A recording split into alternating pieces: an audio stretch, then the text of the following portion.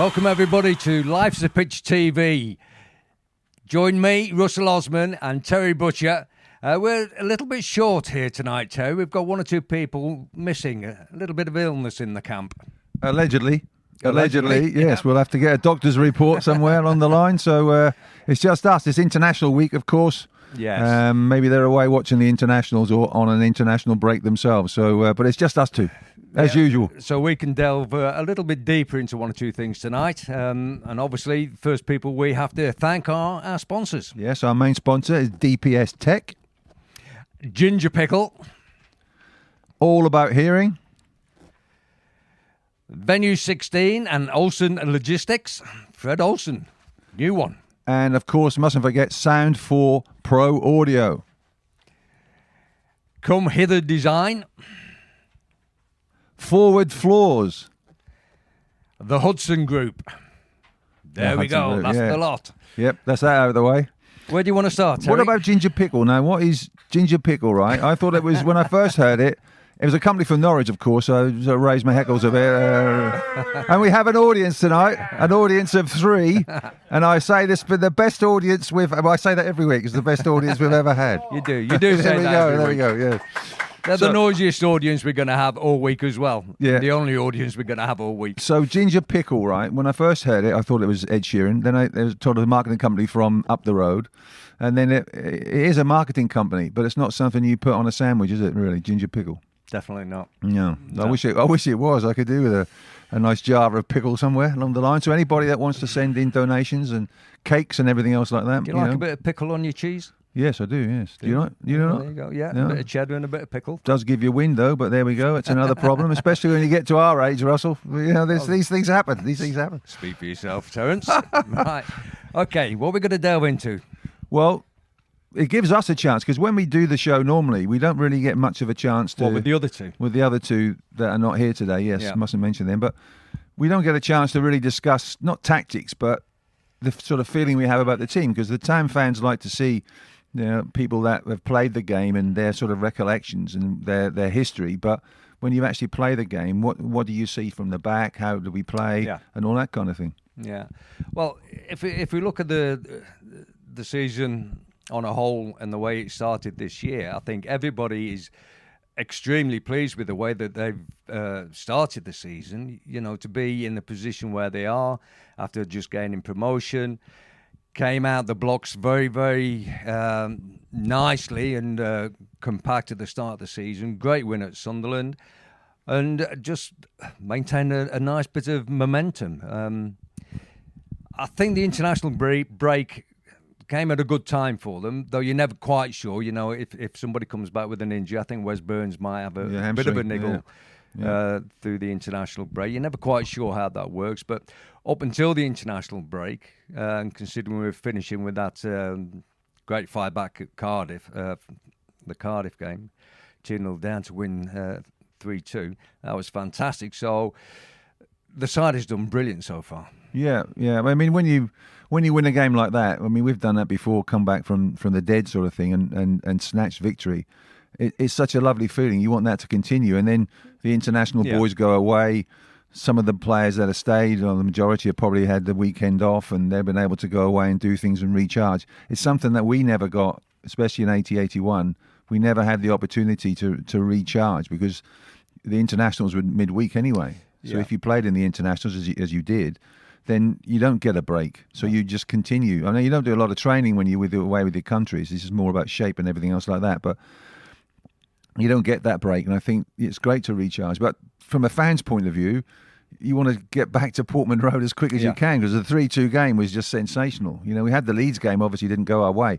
But it's the sort of football that they're playing now, the sort of, the atmosphere, the experience of going down to Portman Road is something that you want really every week. Well, we find it very exciting. We're down there and we've a very privileged position in the director's box to watch the game from.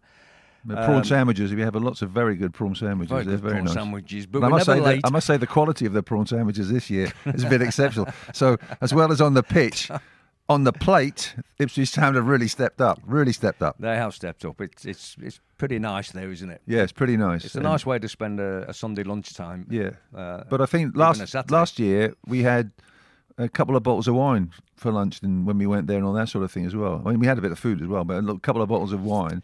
That wine doesn't seem to have appeared so much this season, do you think? It's been very absent. Did it get a free transfer somewhere or what? I don't know. I think we need to have a word about that, don't we? We do. We need to get that in order. But if that's all we're complaining about, then we've done pretty well. Yeah. So the food's good. The football's good. I like the way they play out from the back. I mean, that's where you could liken yourself to Cameron Burgess. Pele? No.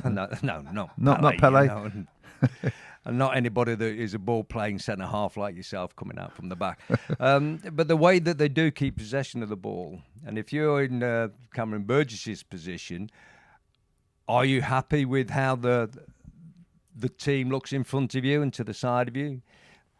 And behind you with the goalkeeper, would you be happy in that position at the moment? Well, I had my doubts about Cameron Burgess, to be honest, when he first came in. He's proved me wrong, and pleasantly so. I think he's been great. He's not the most. He's a languid sort of player with the with the ball. He's not quick. But he's good left foot, good diagonal pass. He could do more on the ball, really, if he's given the opportunity. But when you've got like Sam Morsy coming to get the ball, Luongos, and when Evans gets in the team, they're good, skillful midfield players. So his objective is to win the ball and give it to them if they can, or give it to your wider players. Yeah. You know, very rarely hit long passes up to strikers. Very rarely do that. It's more long passes out to in diagonals. But you've got to be happy with that. You know, it keeps you on your toes, and you actually get good touches of the ball. But I think particularly someone like Cameron, who's not so much used to that in the lower leagues, he's really come on leaps and bounds. Yeah, so, you were a ball playing centre half. You enjoyed it. We would have loved to have played in today's system, wouldn't we? Yeah, but listen, I used to enjoy hitting a long pass, and maybe 50% of the time I'd get it to the target. So obviously 50% of the time you're giving the ball away. Now that's sort of frowned upon a little bit. But just going back to Cameron Burgess, just for a second, he got a horrendous facial injury last year, didn't he? And he did ever so well to come back from that. I've had a few of them as well. Yeah, I've been alongside you. My face is horrendous. I know. Yeah, you spend more time in intensive care and emergency wards and stuff like that than any other centre half that I played with. I like hospital food, to be honest. Yeah. Do you? Yeah, not really. No. Well, you got used to it by now. Cool.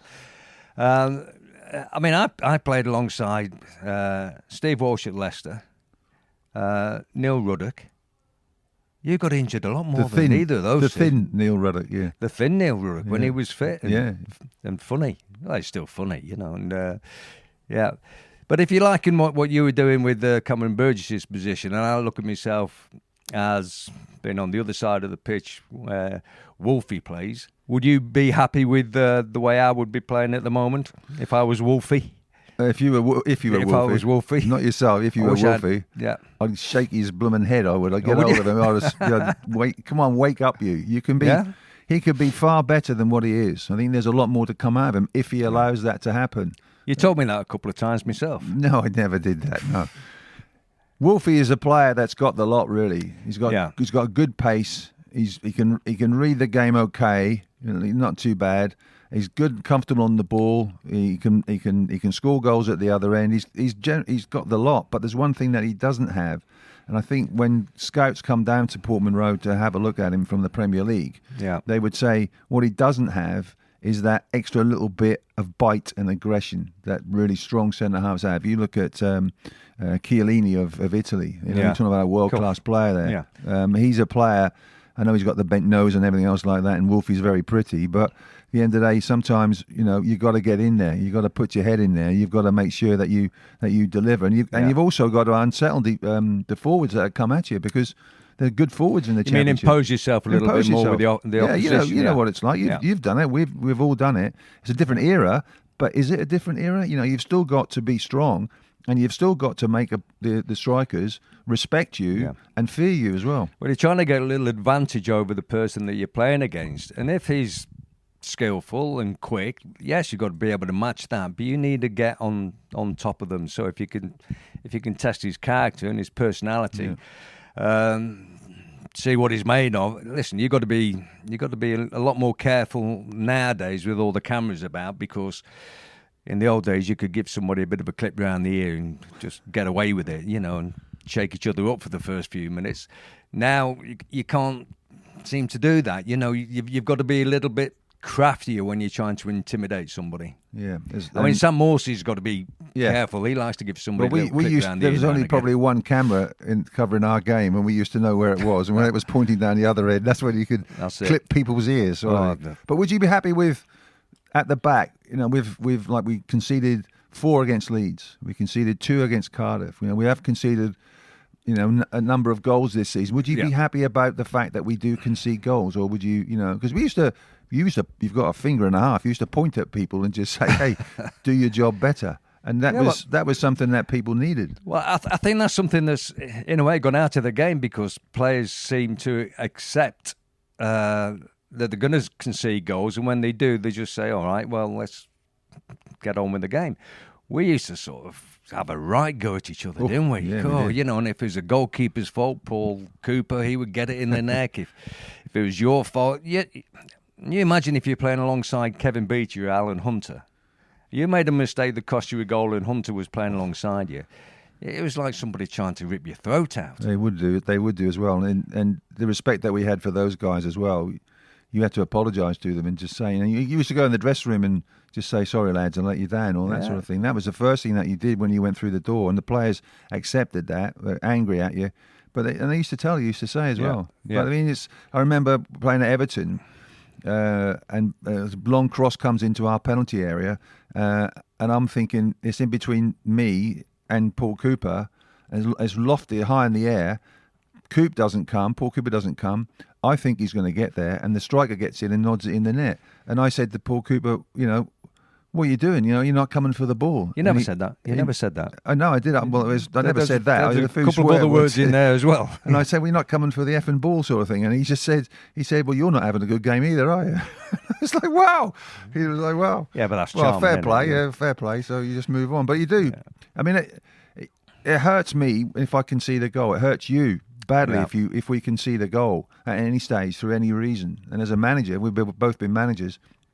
You're frustrated as anything because say, why have we conceded a goal? Someone's got to be at fault when you concede a goal, unless it's an absolute worldie. Yeah, and there used to be a lot of finger pointing. If you made a mistake, you knew somebody was going to be giving you a mouthful and pointing a finger straight at you. And you got nowhere to hide then. You knew whether it was your fault or not. But when you go back to the Leeds goals that we conceded, Leif Davis should have done better on the far post. Lackey could have helped him out a little bit, so it's a little bit 6 of one, half a dozen of the other. Who takes more blame? Was that for the first goal, the second goal? Then just got a little bit sloppy, and I think now and again the whole of the back four, back five just have to be tight as a unit, and be prepared to be stronger with each other. Yeah, you sit in, and it's not just our team.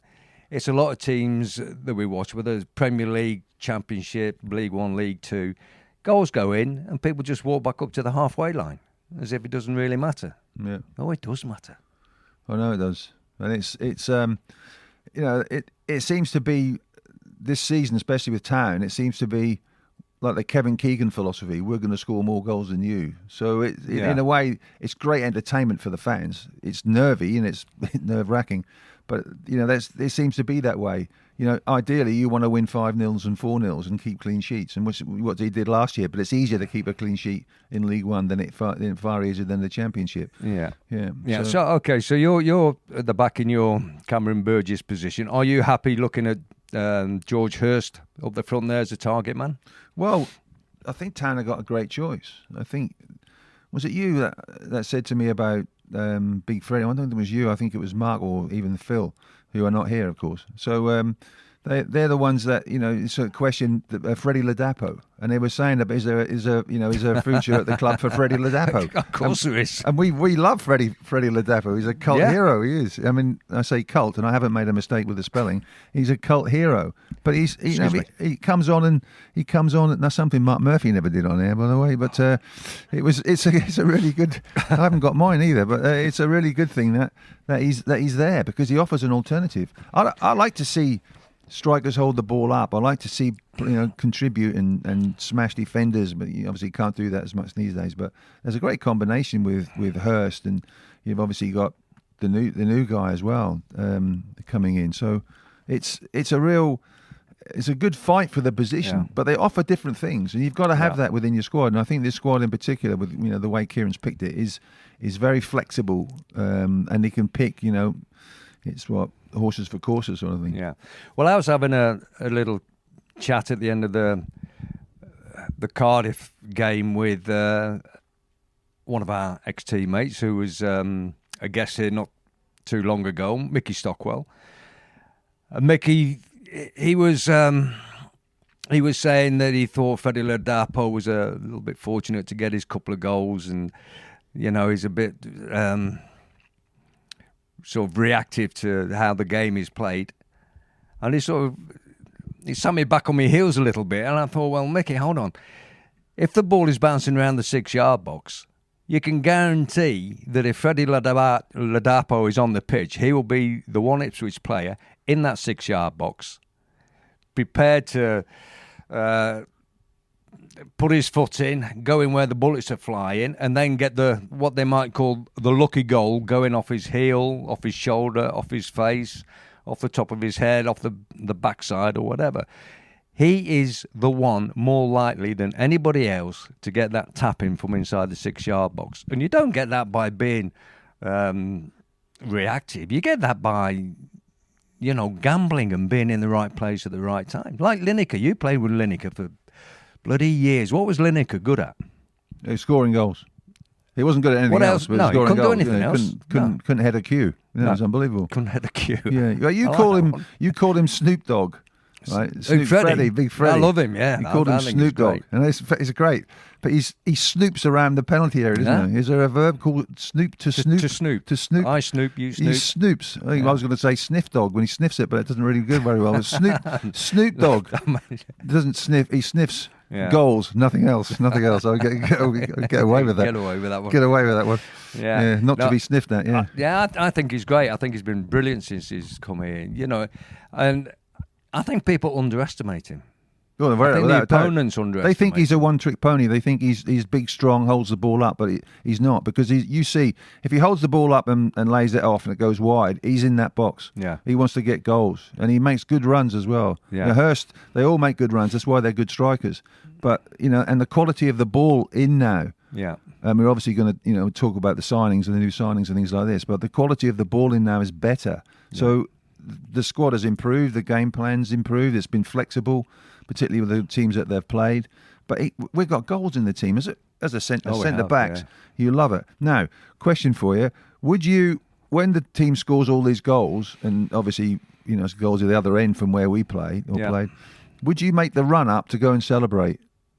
Cool. 50 yards, 60 yards to celebrate with your teammates? I didn't very often. No, I didn't either. I didn't either. It was far too far. It was more of a wave, wasn't it? It was a wave. Well done, lads. That's it. Yeah. And we just trot back. Yeah. No, I was never a great one for that. If it was close to the end of the game, especially, it's far too far to go and come back into your own half just for a celebration. I'll tell you who was good at that, at celebrating goals. Rio Ferdinand. Yeah, Rio Ferdinand. I'll tell you what. You look on the goal celebrations from a lot of the players with England, with Man United, and everything else. One of the first players there is Rio Ferdinand. He must be quick, by the way. Oh, he is. He must be quick. And you see David Beckham's on there as well, because they're the shots. They're the money-making shots. They're the shots that are on the papers the next day and everything. So at the end of the day, they're very shrewd. Yeah, get on top of someone's shoulders when they've just scored and all that sort of thing as well. But as people like Leif Davis, you can't really get on top of his shoulders, can you, really? Because we'd hurdle him. Yeah. We'd hurdle him. Talking about Connor Chaplin, he's always the last one to come back into his own half. He is, isn't he? Just scored. He's on a go slow, isn't he? He's on a go slow. As soon as he scored, whether he scored or the team scored. Is he like an electric car? Is he recharging his batteries on the way back? Is that it? You can walk slow, charge your batteries up. Listen, he's a great lad, and he's not daft. He's doing that for some particular reason. He knows exactly what he's doing, and I think it antagonises the opposition no end. They're waiting. They want to kick off. Well, they've just got to wait till he's ready. He's got to be careful because he doesn't want to antagonise the referee and add a bit of time on, sort of thing as well. No, usually the referee goes over and has a little chat with him over 10, 15 yards as they're walking back to the halfway line. Yeah. You know, and but he's not a cocky player. He's not an arrogant player. He's a complete opposite. He's a lovely, lovely guy. He's been on here and he was a fabulous guest, fabulous first one. But he's one of them ones where he looks cocky, doesn't he? He gets up people's noses in terms of when the goals go in, and he just walks slowly back. It's a bit of a strut, a bit of a cocky, especially when he scored. It's great, isn't it? Yeah. But we love to see that. We love to see Connor Chaplin score, and we love to see town players do that. But it gives us a chance to get our breath back as well. Yeah. Well, we've got to say how well Nathan Broadhead's done, and Wes Burns. He gives us that great shape and pace down the right hand side. Davis has got the ability to put crosses in, for 90 minutes solid. But goes a lot of ground. He's not on for 90 minutes all the time, Russell. He's not. That's the only thing. He's just got to man up a bit and get a lot of 90 minutes under his belt. It's amazing. It's amazing. The last 10 minutes, how many times he just goes down on the far side of the pitch. When we're winning, it just seems to be a strategy. We're winning, go down, waste a few seconds. I don't know. Perhaps I'm being cynical. Perhaps you are. Perhaps I am. You're getting cynical in your old age. Absolutely. But you never see the centre halves getting taken off after 65 or 70 minutes, do you? No, and I don't think see Burgess or Wolfie going off. That's right. I mean, you don't make substitutions when you've got a corner against and things like that as well. So there's a sort of unwritten rule in many aspects. But talking of substitutes coming on, I saw England the other day play, and they brought on Saka, who's a substitute against Scotland. I mean, imagine Andy Robertson. He's been up against really talented players, and all of a sudden Saka comes on. Yeah, fresh as daisy. Fresh as a daisy. Ipswich can bring on really good substitutes now who make a difference. Obviously, Freddie with the Cardiff game. Massive difference. And you can call it your finishing team or whatever you want, but to be able to put 5 players fresh with the last 25, 20 minutes to go, 15 minutes to go, that's a massive asset that we have at our disposal now. Yeah. I mean, when the Cardiff game, when the manager Kieran McKenna, and again credit must go to him, when he make 3 changes at one time. His second substitution, I think he put all 3 of the new lads on. I think so, yes. Williams, yeah, and somebody else, and you thought, crikey, Taylor, and you went bang, straight away we get another goal. Brilliant. Yeah, because the way that we play, it's all about momentum as well. We always seem to start games pretty strongly and then start the second half pretty strongly. So the players obviously responding to what the manager said or what they feel just before kickoff. So that's really good. But you're bringing on players like that, and it must lift you especially as defenders. You very rarely get taken off. That some fresh legs are coming in ahead of you as well. It's great because it offers variety, and players come off and they seem quite happy to come off, sort of thing. I'd be disappointed, and you would be disappointed. But that's all part of the game now. The game's evolved, isn't it, with all the big squads and the substitutes and all these kind of things. So, but do you remember it when we played? And you get into about the 80-minute mark in a game, and the opposition suddenly take the centre forward off and put a fresh centre forward on against you. Yeah, with fresh legs. Yeah, with fresh legs. But would that, for me, that would be you've won the battle against him. He's been taken off. So you got to deal with this guy. So you're going to let this guy know straight away. There's only 10 minutes to go, and he's going to get the full wallop. Yeah. But then I used to love that when they used to go off. That was a real credit. And when they used to change formation as well, I love that. It shows you're doing your job really, really well. Would you liken Connor Chaplin at all to Gatesy, the way Eric used to play in our setup? He's far more attractive than Eric Gates is, by the way. Well, who isn't? He's still chewing that wasp, Eric, I think. Yeah. He's Mr. Punch. He's funny. That's a bit harsh. Eric, nothing to do with me, pal. No. Sorry, Eric, but, No, you're not sorry. No, I'm not sorry at all. Yeah. He's the loveliest guy in the world. He's like Connor, he's just... He's funny. He's great. He's really funny, Eric. He's not changed. No, not changed at all. Remember Paul Mariner when we had the wake with Paul Mariner at the club, and he was there. We had a riot, didn't we? It's good fun. Alan Brazil was there. It was just Cali. It was just the most amazing sort of respect for Paul, and we're talking all the old stories and things like that. There's so many stories, but that's what you have, and I think this town squad has that in bundles. It has the camaraderie, the spirit. You can see that. Yeah. You know, I'm not too sure about promotion this year, but I'm thinking, you know, they are good. They are a credit to the town now. The whole club is really come on leaps and bounds, but the spirit that he's forwards, Kieran McKenna, and you know, we've got to talk about Kieran because he's been instrumental. He's been the key to getting everything really going fantastically well this season. Yeah, I think they're going to have a fun season. Where they end up, I'm not sure, but it'll definitely be closer to the top than the middle, I think. And it'll be fun. I think they're realising that they have to work hard. Physically, the games are going to be hard for them. You've got to be prepared to roll your sleeves up, put your big boy shorts on, and get out there and, you know, dig a result out like they did against Cardiff. And when you talk about Kieran McKenna making decisions from the touchline like he does during the game, and it pays off for you, and making substitutions doesn't always work, you know, but you have to make them sometimes. And if you don't make them, that is a way of like chickening out sometimes. Do you think that the managers now, do you think that they have a sort of plan before the game? Because you can make there's three, you have three options, three chances to make substitutions. You can put how many you want on, so 3 times. So you use the 5 subs up in three sort of lumps. So do you think that they sort of plan they're going to take this and going to do that and going to do that? Or for me, it wouldn't work like that. You have a plan. It's got to be as it happens on the pitch, and you relate to that. I would think they're probably as it happens on the pitch, because when he's got Martin Pert alongside him and the rest of his staff.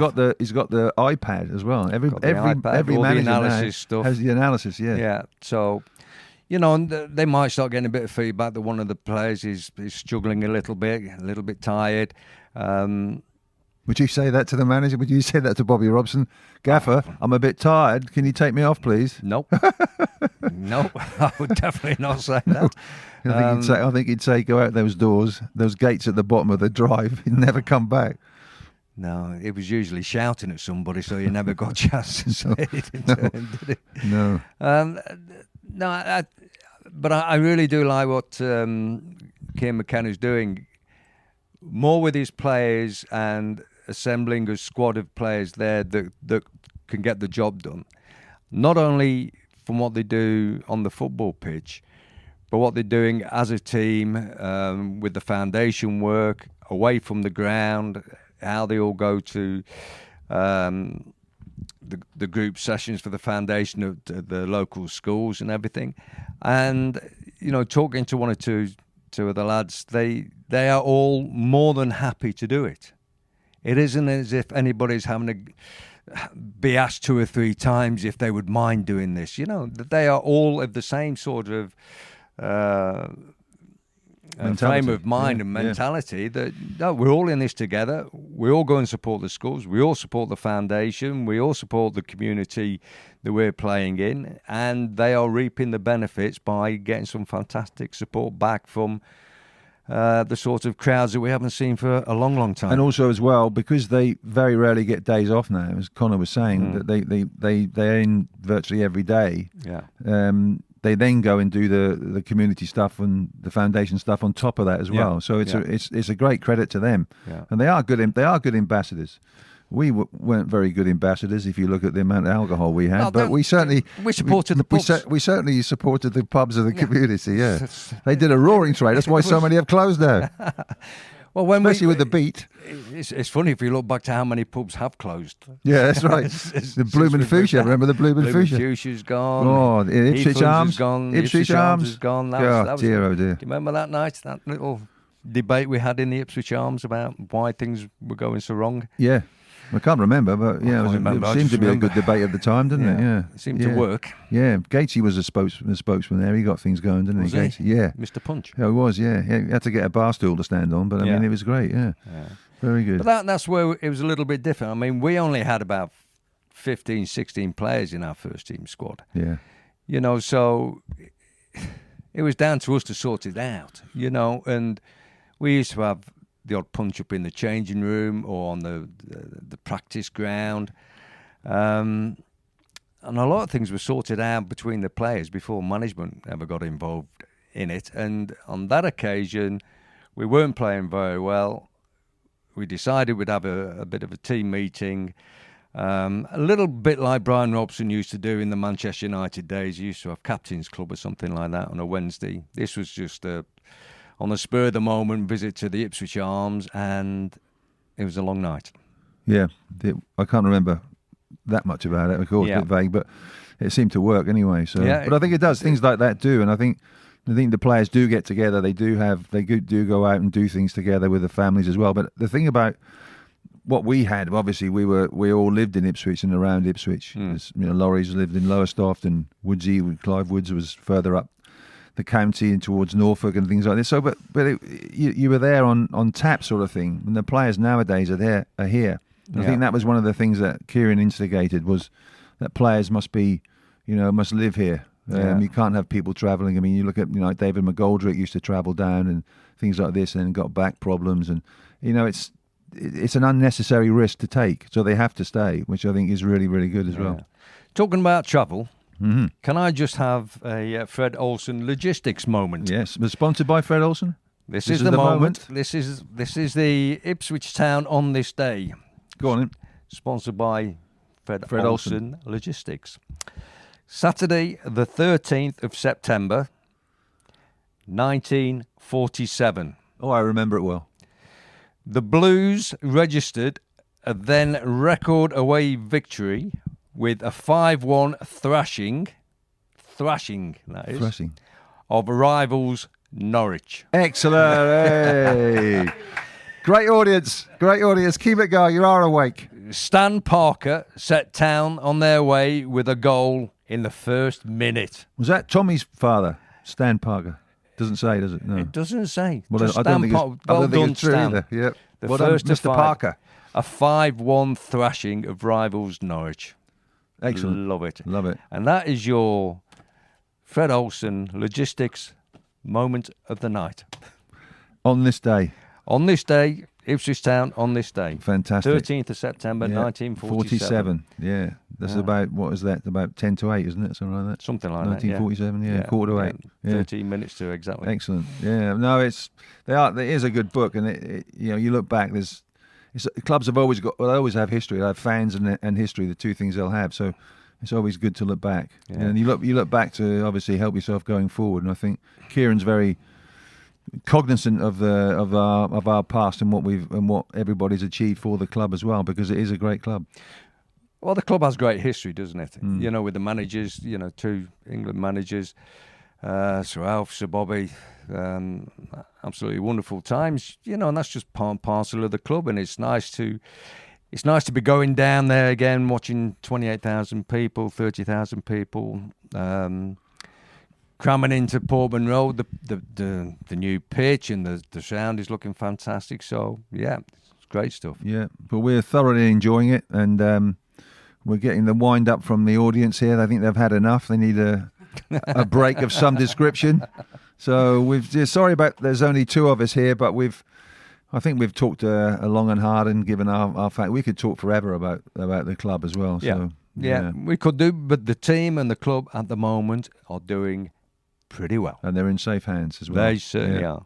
Same as this show is in safe hands, and we'll be back with the regular crew next week. If they're allowed. And if they deem to return and want to return, perhaps they've got away, so they've had enough. Yeah. I don't know. Please don't mistake me for Mark Murphy in this corner. No, please do. Please don't. But it's been great. We've had a chat. I think we love the show. We love coming here. Yeah. Can't keep away, so to speak. But yeah, it's been brilliant. So I hope you've enjoyed it. It's not the usual, up to possibly the usual standard, or you may think it's better. Let us know. Subscribe or press the like button if you have liked it. Yeah. Please like, please subscribe. No keep uppy this week either.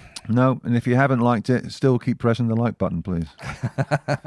Our sponsors will be very happy with that. But thank you very much, everybody. Have a good weekend, and we look forward to the games at the weekend and next week as well. Take care. Bye-bye. Up the town. Up the town. Up the town.